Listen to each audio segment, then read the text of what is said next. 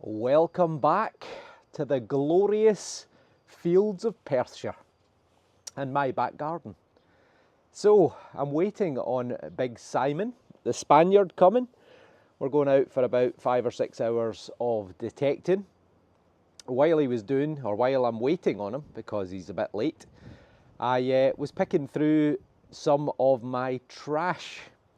And I know, and the one thing I'm always conscious of is when you see my edited videos of me detecting, you get a really skewed view of what's involved to find something good. What I've been doing is I have been saving up all my junk, and in actual fact I've got it all in one container for the last 20 digs. So it's taken me 20 digs to find all of this stuff.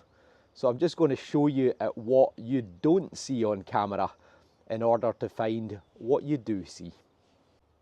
So this represents 20 metal detecting digs, and in actual fact this isn't everything, because a lot of the aluminium, there are some pieces, but most of the aluminium that I find, I put that straight into the recycling bin as soon as I get home. But this is all of the, struggle to even move it. Look at the size of that container, look at the size of my hand. So it is almost the height of 2 hands.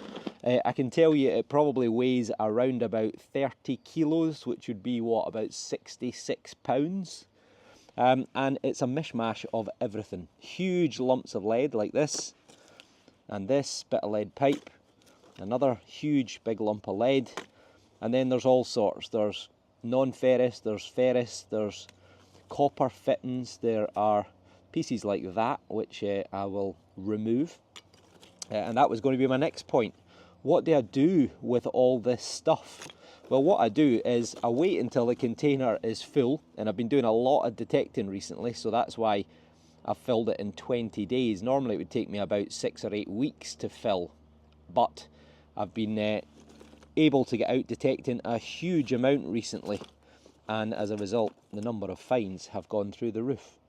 So what I will do is I will pick through all of this stuff one night when I'm bored. I'll sit out here in the garden, I'll put all the lead into one bucket, all the copper, all the brass into another, and it'll all go for recycling, it'll all go for scrap. So there will be a little bit of money, I'm sure. Probably in here there's probably about £50 worth of scrap, give or take, depending on what the prices are at the moment. But if nothing else, when you're metal detecting, you're cleaning up the land, because look at all this stuff. I mean, this is all from fields where crops are grown, you know, the stuff that we eat. So I'm removing all this lead, which is highly toxic, and all the other scrap metal, which surely cannot be good for you if you're eating potatoes or barley or such like from those fields.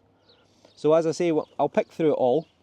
I'm sure there'll be 1 or 2 things that I'll probably keep, which, you know, on reflection, when you've had a bit of time to look at them again, you discover that it's something interesting. And in the past I've actually found a Roman brooch in one of these tubs before, which was all encrusted, but sitting in the tub for a few months, it had cleaned up a little bit and I could see instantly what it was. So never throw your junk away, always take your rubbish home, and if nothing else, when you go metal detecting, you're helping to do your little bit for the environment.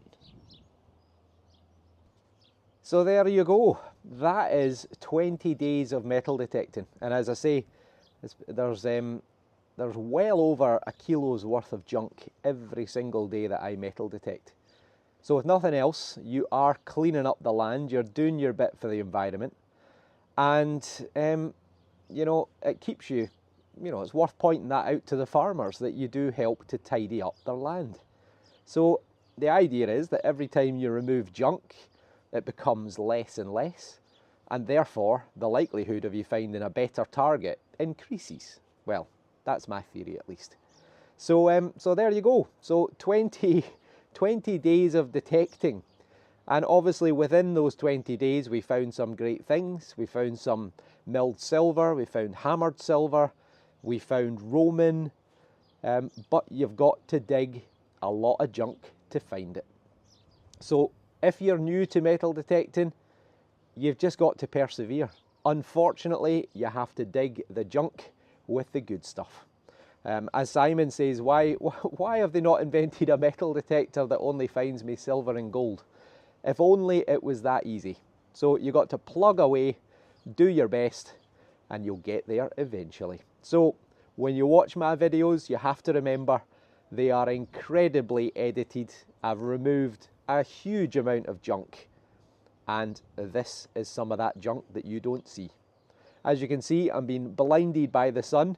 It's going to be a pretty glorious day today, so all I need now is Spanish Simon to turn up, and me and the Spanish Detectorist will go out for about 6 or 7 hours on the fields of Perthshire.